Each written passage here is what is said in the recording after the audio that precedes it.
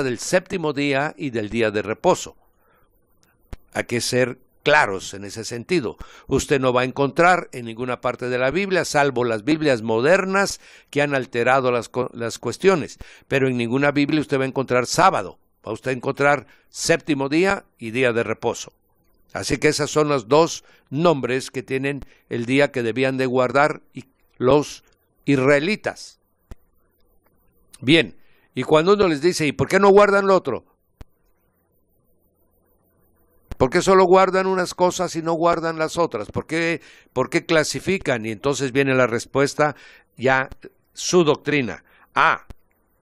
Es que nosotros tenemos la ley ceremonial, ¿verdad? Y la ley moral.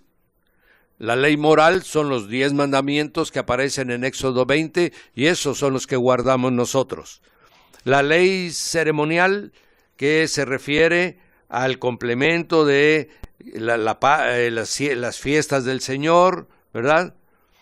El sacrificio de los animales, el visitar Jerusalén, todo eso, dice, eso ya quedó abolido, eso sí quedó abolido por Jesús. Pero la ley moral todavía está vigente.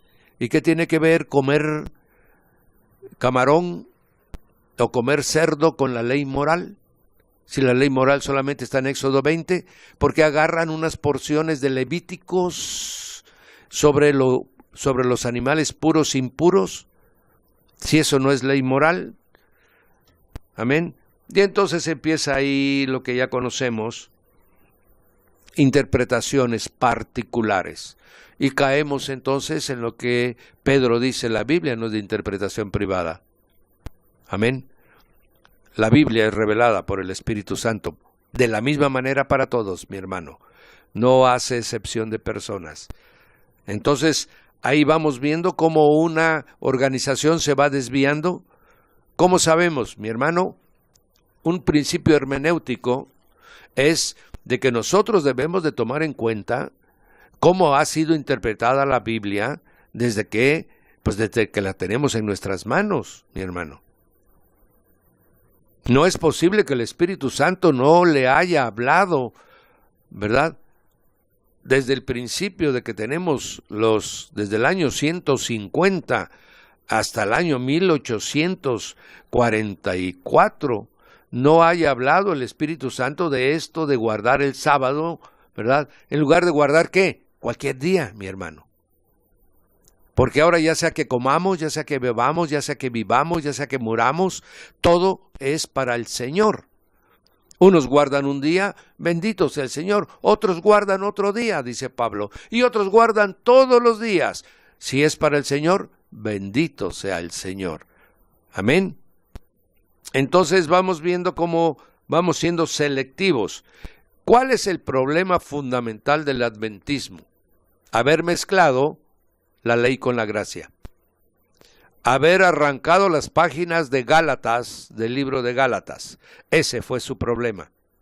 Y entonces al hacer una mezcla de ley con gracia, mi hermano, sale una hibridez en la cual una excluye a la otra. Entonces ellos dicen, nosotros tenemos ley moral y tenemos ley ceremonial. Bien, eso es solamente ellos son los únicos que han llegado a esa conclusión. Y obviamente porque el ángel se lo dijo a doña Elena G. de White. Deberían de revisar quién era ese ángel para que nosotros podamos, bueno, nosotros ya entendimos cuál es el origen de ese ángel, ¿verdad? Ahora bien, hay otra doctrina que se llama el aniquilamiento de los impíos. Ellos dicen que los impíos no van a tener castigo eterno, ya les había compartido con ustedes, sino que serán aniquilados, totalmente destruidos, desaparecerán. Amén. La misma señora Elena G. de White escribe, la teoría del castigo eterno es una de las falsas doctrinas que constituyen el vino de las abominaciones de Babilonia. Babilonia para los adventistas es la Iglesia Católica Romana, para que usted entienda. Los adventistas tienen una lucha frontal contra el catolicismo romano. Bueno, tenían, porque ahora ya participan de algunas actividades ecuménicas, ¿verdad? Y luego dice, los perversos han de ser completamente destruidos por el fuego. Han de ser consumidos hasta que no quede más que humo y ceniza, lo que aparece en Isaías, amén, 14. Su destrucción será, en efecto, un acto de amor y misericordia de parte de Dios. Amén. Porque ella dice, no puede ser que un Dios amoroso los tenga en un fuego eterno. No, por misericordia Dios aniquilará a Satanás, a los ángeles caídos y a todos los espíritus de los hombres rebeldes. Amén. Obviamente, mi hermano, esto es antibíblico. Esto no aparece en ninguna parte de la Biblia. La Biblia habla del fuego eterno. Y eso no es interpretación católica romana. Eso es revelación del Espíritu a Juan el Apóstol. Amén. Entonces vamos conociendo algunas de las doctrinas de ellos que están en contraposición a lo que las Escrituras dicen. Amén. Bien, recordemos, mi hermano, Lucas 12, en donde el Señor habla de el rico y Lázaro, ¿verdad? Ahí hay una... Y eso es de los labios del Señor Jesús. Esa es una historia, mi hermano. No es una parábola como quieren hacerla entender que es una parábola. No, no. Ahí no usa parábola el Señor. Porque las parábolas son de las cosas naturales para enseñar un principio espiritual. Esta es una narración, amén, del acontecimiento y la condición de dos personajes. El juicio investigador. El juicio investigador condiciona totalmente la salvación. Le roba el yelmo de la salvación, le quita de la armadura de Dios el yelmo de la salvación a cualquier persona que entre al adventismo. No sabe si va a ser salvo. ¿Cuándo sabe? ¿Cuándo va a saber el adventista si es salvo, mi hermano? Si es que resucita. Después de que el Señor toque la trompeta y en el juicio final sean resucitados todos, porque ellos no piensan que va a haber arrebatamiento tampoco. Ellos solamente esperan la segunda venida de Cristo y cuando van a ser resucitados, o sea que no hay la venida de Cristo, no hay reino milenial, ¿verdad? Solamente hay juicio final y después del juicio final la destrucción total de los rebeldes y los demás sí a vivir en Cristo Jesús. Entonces estamos viendo cuán diferente es su doctrina con la doctrina que está en las Escrituras. El juicio investigador, mi hermano, es la aberración más grande que pudo haber determinado. Y solo por justificar un error interpretativo de un hombre. Se mantuvieron en la mentira y en la falsedad con tal de coordinar un movimiento y crear una organización. Eso es en esencia lo que hicieron los White. Ellos también dicen que es necesario guardar el sábado. Bueno, si están esperando todavía su salvación, como tal parece que es con lo del juicio investigador, pues ellos tienen razón de, igual que los judíos, estar guardando un día de espera para que venga el Señor a salvarlos. Para los que ya tenemos al Señor del sábado, al Señor del reposo, a los que ya estamos en el reposo del Señor, los que oímos su voz y no endurecimos nuestro corazón, como dice Hebreos, y corrimos a Él para recibirlo como Señor y Redentor, y en ese momento Él nos dijo, venid a mí y dejad vuestras cargas, que yo os haré reposar. Amén. Y el que vive en el reposo de Jesús, mi hermano, ha dejado de hacer sus obras para hacer las obras del Padre que ha determinado para nosotros. Nosotros no guardamos un día, tampoco guardamos solo el domingo, eso sí es producto del catolicismo romano. Guardar solo el domingo es producto del catolicismo romano. Entonces, ¿qué es lo que hace el protestantismo evangélico? ¿Por qué se reúne el domingo? porque es el día que la gente descansa de su trabajo secular y es el día que pueden reunirse, como también nos reunimos, yo creo que al lugar donde usted se congrega, en el lugar donde nosotros nos congregamos, en Casa de Oración Puerta del Cielo, nos reunimos, mi hermano, los miércoles, nos reunimos los jueves, nos reunimos los viernes, nos reunimos los sábados, nos reunimos los domingos, amén. Hay todos los días, si se quiere, tiempo para la oración. Entonces, ¿por qué? Porque somos del Señor. Porque Él ya nos renovó, Él ya nos restauró, Él ya nos trasladó a su reino admirable, y en su reino admirable no hay días, no hay luna nueva, no hay festividades, solamente está Jesucristo en la plenitud de nuestra mente, de nuestro corazón y de nuestra fe. Entonces, para el protestante evangélico guarda cualquier día que pueda para reunirse con otros hermanos, pero su vida debe estar entregada todo el tiempo a su Señor. Entonces, ellos dicen que son los únicos que han recibido la revelación de guardar este día. Amén. Bueno, ley con gracia, Gálatas 3 dice que maldito aquel que vuelve a las obras de la ley. Amén. Entonces, Pablo, con toda claridad, dice, cualquiera que venga, que os quiera hablar de otro evangelio del cual yo les he entregado, ese sea anatema. No le oigas, aunque venga un mismo ángel. Eso debió de haber hecho Elena G. de White. Aunque le hubiera parecido su ángel, que le cambió, amén, el evangelio, no le hubiera hecho caso. No, al contrario, le hizo caso y modificó y está promoviendo otro evangelio. Amén. Oiga, ¿usted qué tiene de malo el sábado? ¿Nada? ¿No tiene nada de malo? Por supuesto que no, usted lo quiere guardar. Si es para el Señor, bendito sea el Señor. Amén. Usted quiere guardar el domingo, es para el Señor, bendito sea el Señor, porque el Señor santificó todo, lo reconcilió con el Padre. Así como reconcilió todos los alimentos, reconcilió todas las bebidas, reconcilió todos los días. Amén.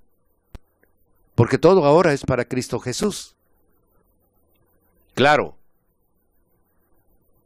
yo guardo mi templo, el Espíritu Santo mora en mí. Bueno, pues yo tengo que saber qué comer, algo que no me dañe, algo yo sé que tengo que beber para que no puedo fumar porque daño mi cuerpo. Amén, pero eso es porque yo sé que el Espíritu revela que yo debo de guardar su templo.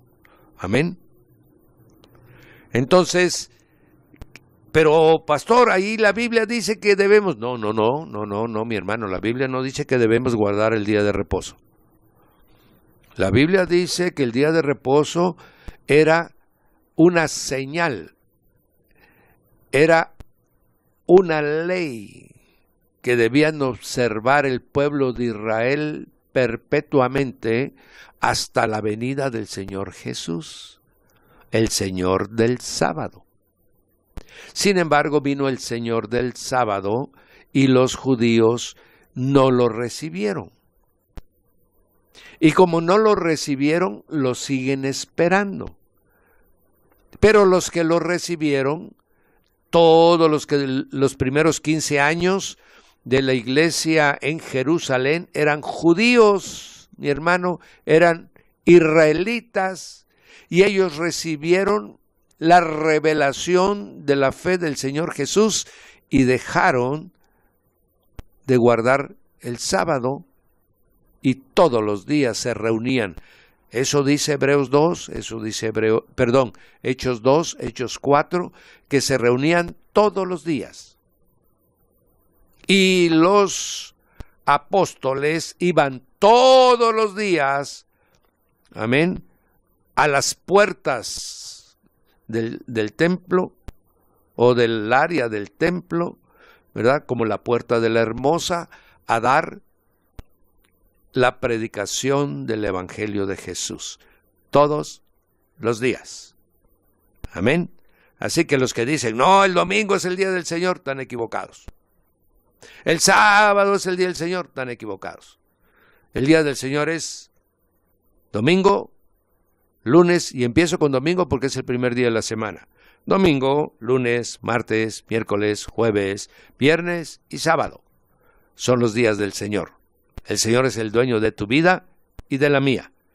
El dueño de la tierra y su plenitud. Amén. Entonces la observancia obligatoria del sábado no es más que ley, queriendo imponerla sobre la gracia. Pablo dice, el que volvió a tomar la ley de Cristo se ha apartado. Amén. Bien. Los adventistas han hecho el punto central de toda su fe, guardar el sábado, porque de eso los hace a ellos los únicos, los exclusivos en todo el mundo, que realmente están cumpliendo la ley moral de Dios. Y la segunda, que creen plenamente en todo lo que escribió Elena G. de White, aunque no lo escribió ella, ¿verdad? Pero lo creen y por lo tanto, en los mismos errores que ella incluyó, ellos también están incurriendo. Hay mucho de los escritos de Elena G. de White, mis amados, que usted se sorprenderá.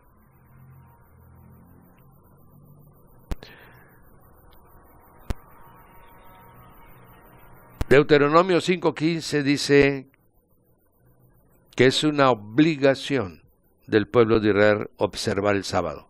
Y lo debe hacer en memoria de cuando fueron liberados de Egipto. Usted y yo no fuimos liberados de Egipto, mi hermano. Fuimos liberados de las tinieblas. Amén. Si usted lee Éxodo 32, se va a usted a encontrar ahí también, mi hermano. Este mandamiento será pacto perpetuo entre yo e Israel. Amén. Si usted lee el Nuevo Testamento, mi hermano, usted va a ver todo lo que el Señor volvió a establecer. Bien, principio de la expiación. Es lo que le hablaba, mi hermano, del juicio investigador. Amén. Estas son las más principales. Bueno, ellos dicen que el antiguo pacto de Moisés todavía está en vigencia. Y esto no es cierto.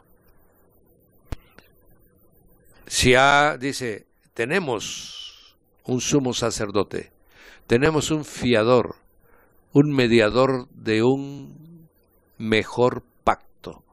Y cuando se dice que algo es nuevo, es porque está pronto a desaparecer el antiguo. El Señor es el pacto de la gracia, el nuevo pacto entre el Padre y el Hijo, no entre Dios y los israelitas. Usted está en el pacto de la gracia, que es el pacto del Padre con el Hijo, de recuperar a toda la familia. Hay una gran diferencia, mi hermano, entre el antiguo pacto y el nuevo pacto. Querer regresar al antiguo pacto, mi hermano, es regresar a la carne. A la carne. Por eso es que el adventismo es mucha carne. ¿Sí? Son muy intelectuales. Son gente de gran capacidad de estudio, sí, muy organizados, claro. Gente muy dado a la música, a esto, sí, pero eso es carne. Amén. Si no está verdaderamente el Espíritu de Dios moviendo las cosas, todo es carne. Y podemos llegar a cosas excelsas, como lo hacen mis hermanos el pueblo chino. El pueblo chino llega a cosas excelsas, pero son de la carne. Son producto de una práctica de forzar al organismo a adquirir una disciplina. Pero es carne. De la misma manera, el que mezcla antiguo pacto con nuevo pacto terminará en la carne. Terminará en las concupiscencias de la carne. Amén.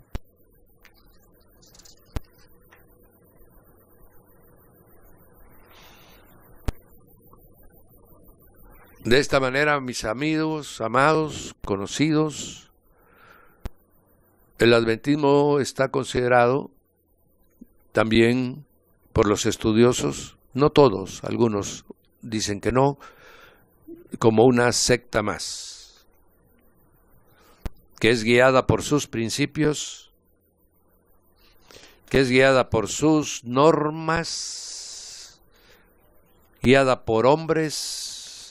Amén. El adventismo actualmente es gobernado por asambleas, un grupo directivo, por circuitos, distritos. Amén. Todos los obreros de los adventistas son asalariados.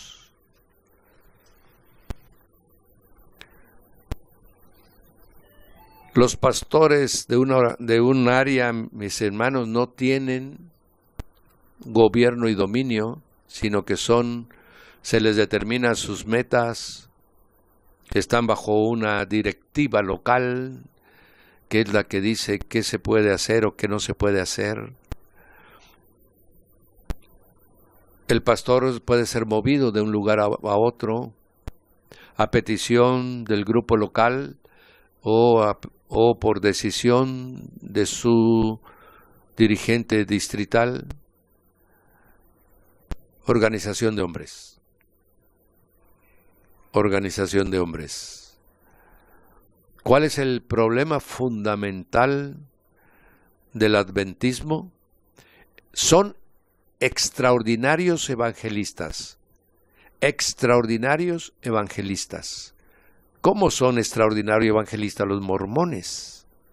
¿Cómo son extraordinarios evangelistas los testigos de Jehová?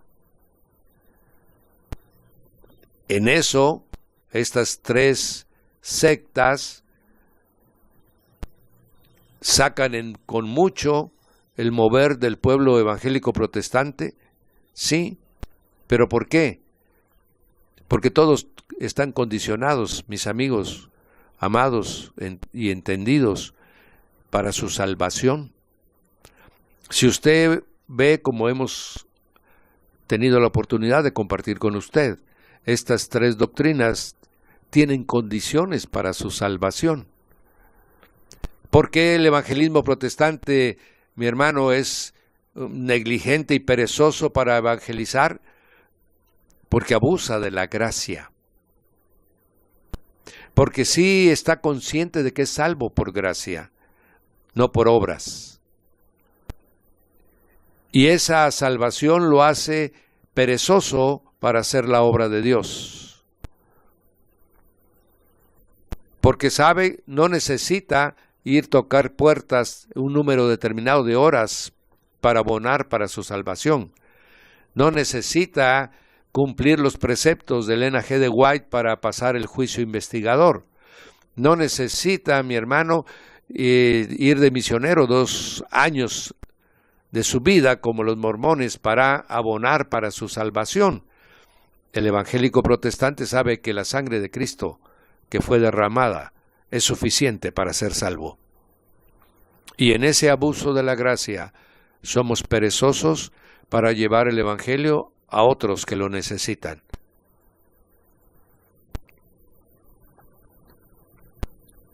Con esto, pues, estamos terminando el tema de los adventistas. El haber hecho una mezcla de Antiguo Testamento con Nuevo Testamento. ¿Sí, diga usted? Diga usted.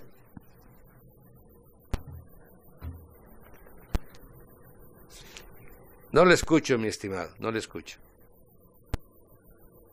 ¿Podría llamar, por favor, a un número mensajero? Al 667-3315 o 3320, que están entrando clara la señal. Bien, tenemos problemas con la línea telefónica. la que está de base. Los mensajeros están operando bien. Entonces, mezclar ley con gracia, mis amados, voy a decirles una cosa. Nosotros actualmente tenemos las Sagradas Escrituras en nuestras manos. Es una bendición. Amén. Es una bendición. El pueblo de Israel actualmente solo tienen una porción, que es el Antiguo Testamento, y eso es su Torah de ellos, su Tanaj, ¿verdad? Que les sirve como es su Biblia. La Biblia judía es el Antiguo Testamento. Y nosotros teníamos el Nuevo Testamento, ¿verdad? Que es lo que nos corresponde a nosotros como nuevo pacto. En su gracia, mi amado, el Espíritu Santo unió las dos, porque el Antiguo Testamento es la sombra de lo que habría de venir.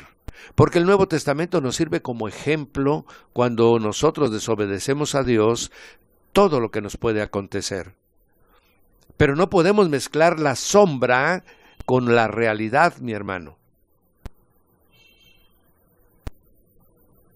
Es la realidad lo que le da vida a la sombra, no al revés. No la sombra va a detallar, amén, a la realidad. Si usted ve una sombra, usted parece a la luz, mi hermano, y usted va a ver que la sombra solamente es un contorno, pero no tiene detalles. Si usted quiere ver los detalles de la sombra, usted tiene que ver a la persona que proyecta la sombra. Por lo tanto, el que aclara totalmente el Antiguo Testamento es el Nuevo Testamento, no al revés. Digo, entonces, cuando traemos el Viejo Testamento al Nuevo, queremos poner la sombra encima de la realidad, de la sustancia. Y eso es lo que le pasa al adventismo. ¿Sí? Quiere hacer parte de la sombra, la quiere colocar sobre la realidad.